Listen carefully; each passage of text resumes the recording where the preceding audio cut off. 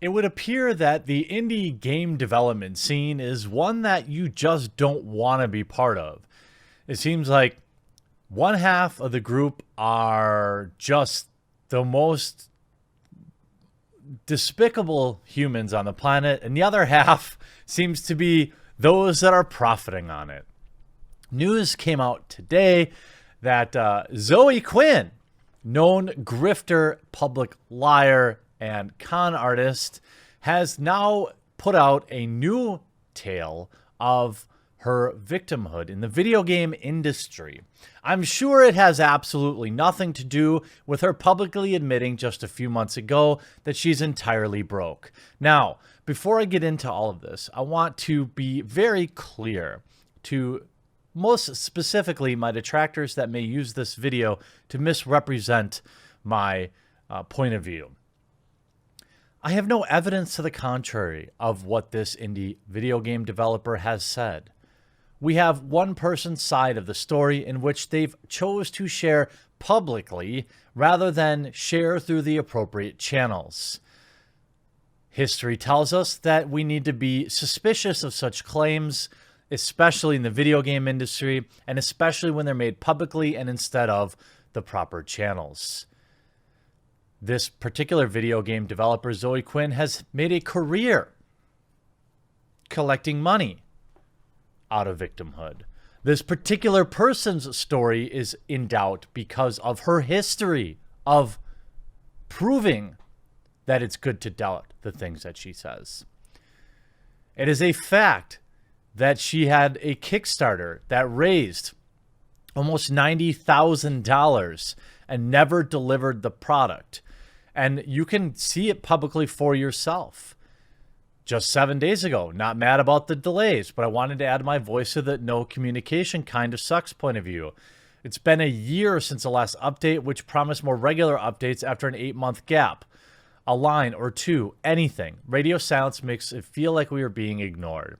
Please make the game. It's been almost a year. I want a refund. Will this ever be finished? Lack of movement makes me sad. This is a super backer, by the way. It's almost time for our yearly there's no update. Can't wait. Seriously, come on. At this point, saying I have no update would be better than nothing at all. $86,000 disappeared into the aether to create vaporware that never happened. Software that Jim Sterling himself allegedly did voice acting for and has yet to publicly renounce.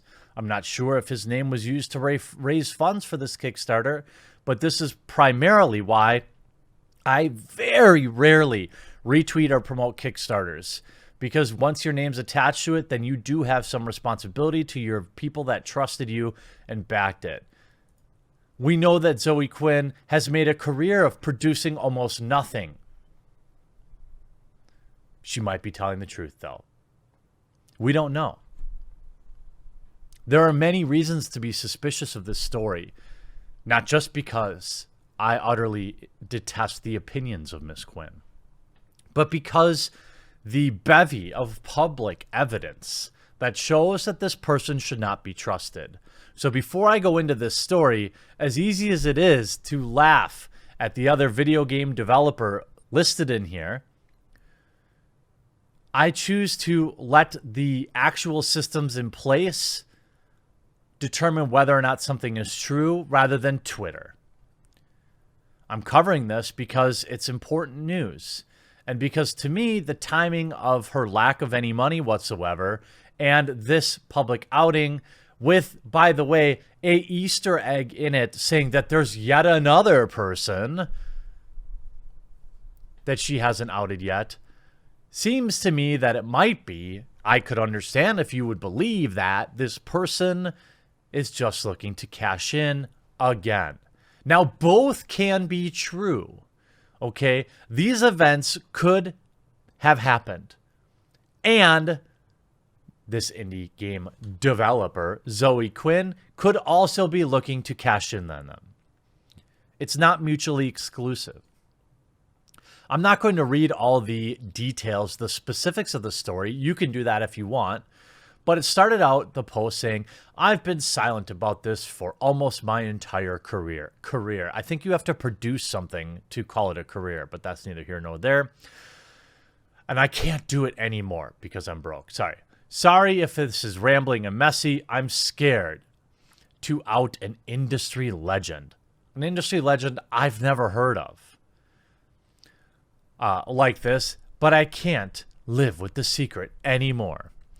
All right, and then there's a long amount of people who will now publicly come forward to support her tale.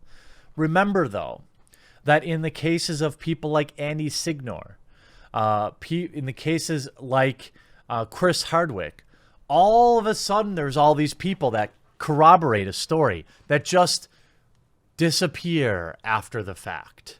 It's important that we remember that there are two sides to this story, and that while it's easy to discredit Zoe Quinn here, she may be telling the truth. I find it curious that this woman keeps getting taken advantage of.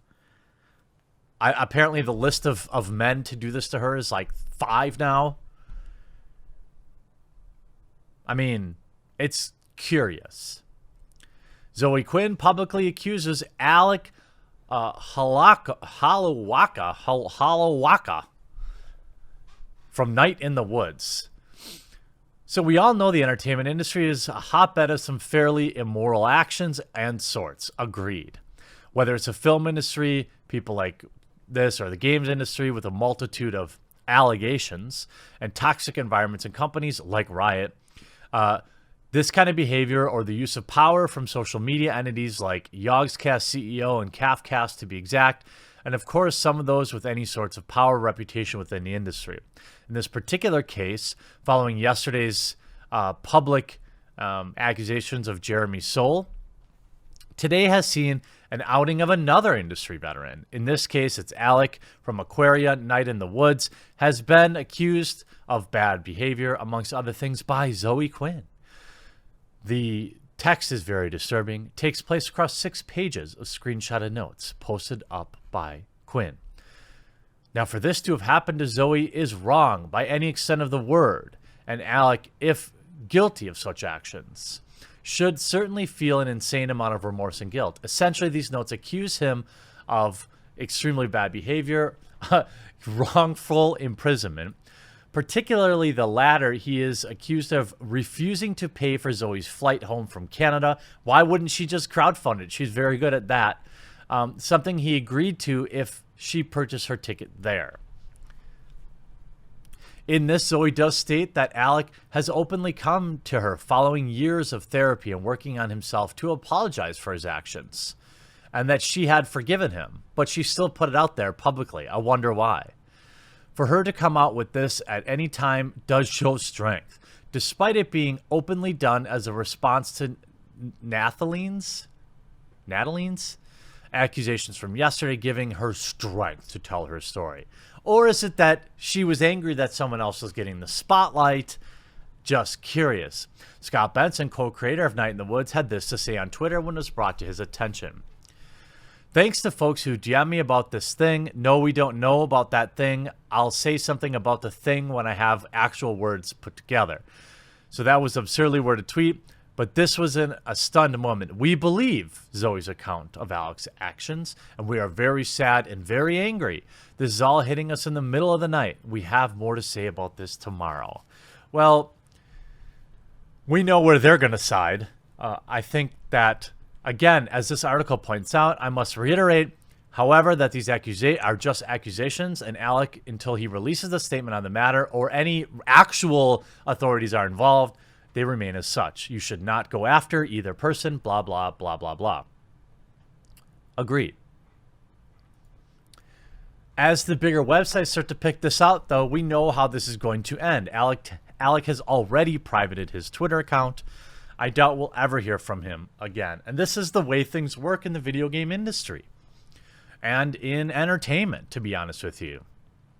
It takes one unfounded tweet to completely ruin somebody's career, because that's what Twitter people do. Here's another article. Creator of Night in the Woods has been accused of bad behavior from fellow game creator. What game has she... How many games do you have to create to call yourself a game creator? She did like one game a million years ago, and it was like a text-based... I mean, it was like barely what you'd call a game. She was the creative mind behind Oppression Quest. Yeah, okay. A much lauded game played by tens. Quinn recently took to Twitter with these words of all sorts of bad behavior at the hands of this guy in a statement.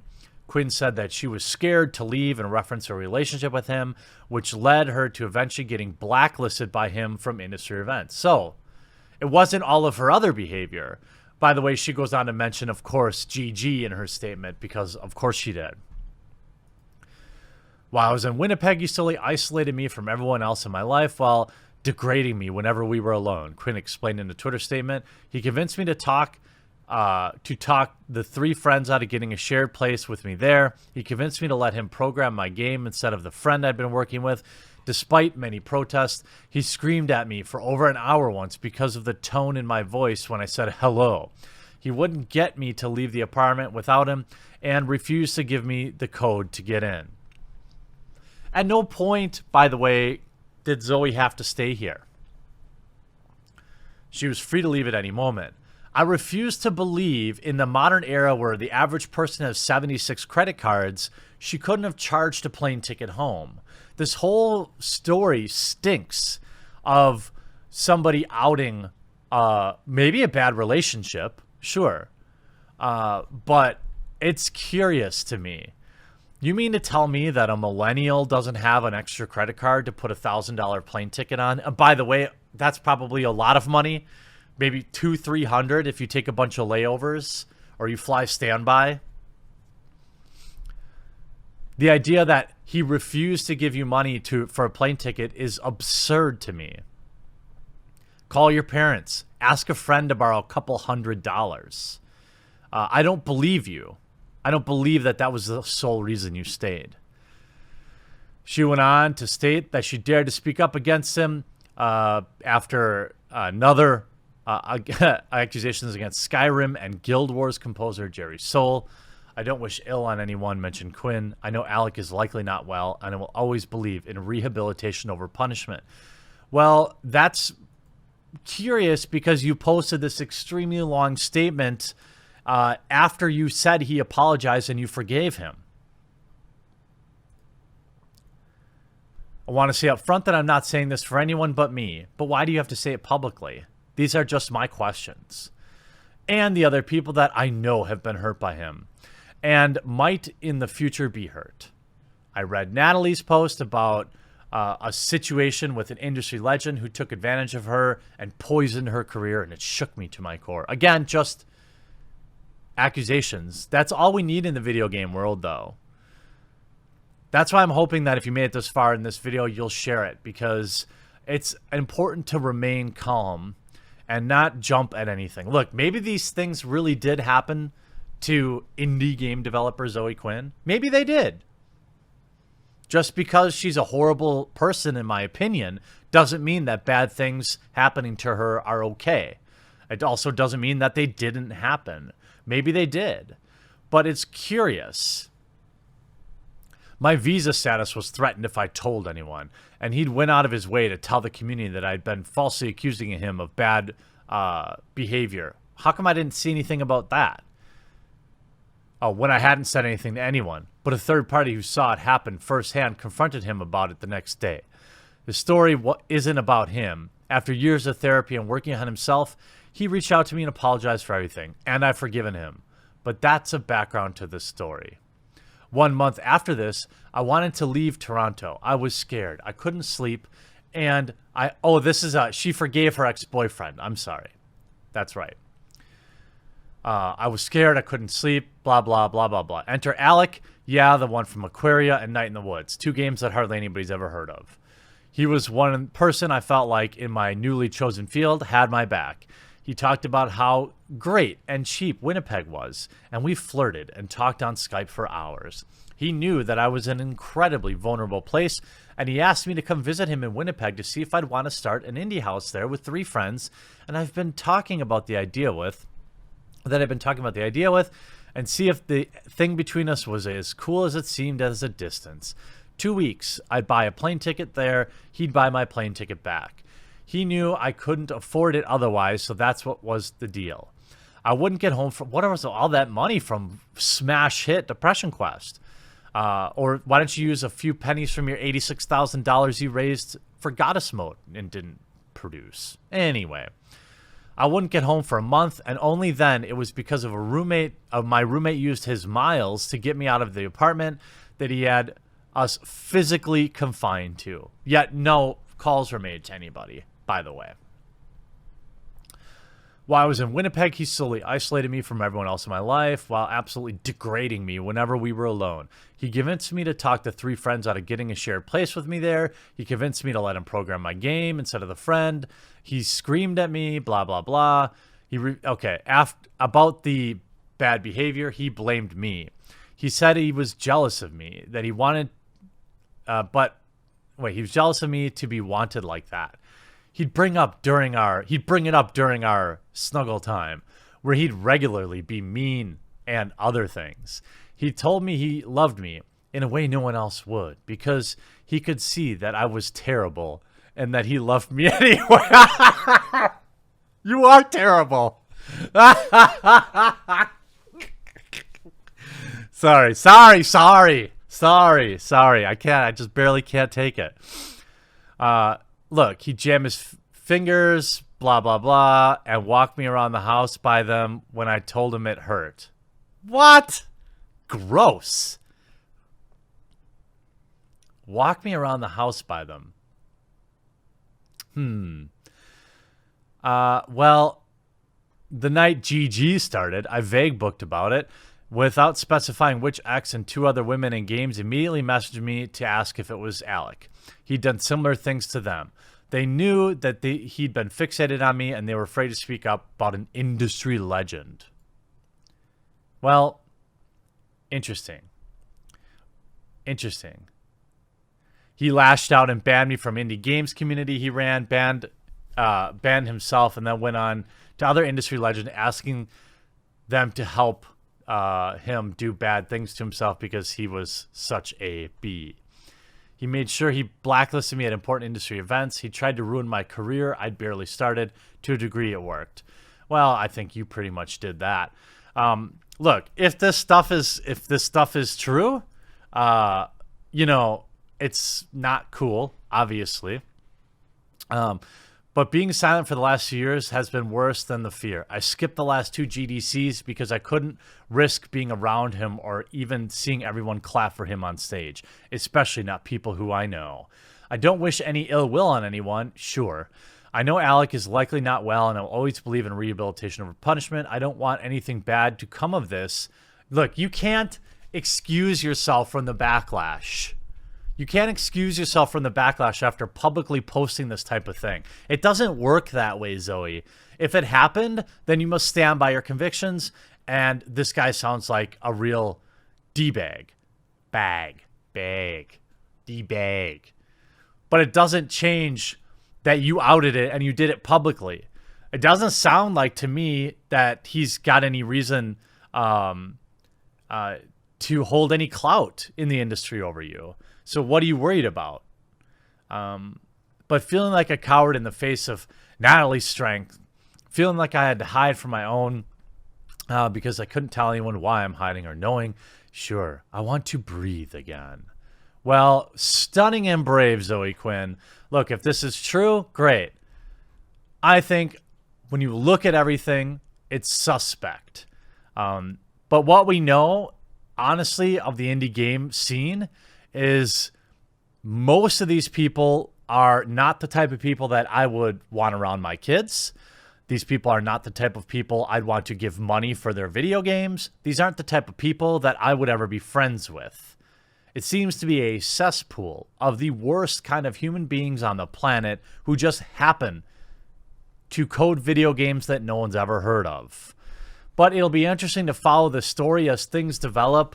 I think it's important that we understand that regardless of what you think of this person, maybe what she's saying is true, but I don't think it necessarily changes anything. You should have done this through the proper channels. That has always been my stance.